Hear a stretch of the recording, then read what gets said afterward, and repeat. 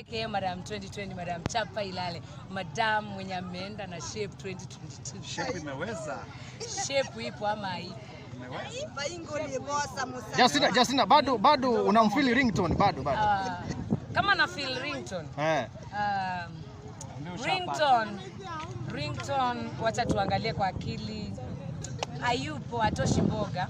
Kitu cha kwanza, Ringtone ana umama sana, anaongea sana. Mimi nataka mwanaume legit, mwanaume full, mwanaume mwenye aongei sana, mwenye ameniachia kuongea.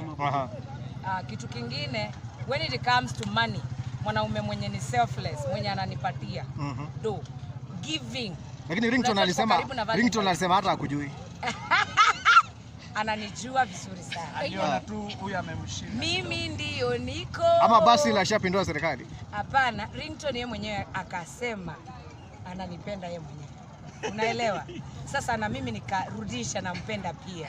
Unaelewa? Lakini wakati nilimwambia alete machine, akashindwa na Mercedes Benz, just Mercedes Benz, just. Mimi nakubaiya.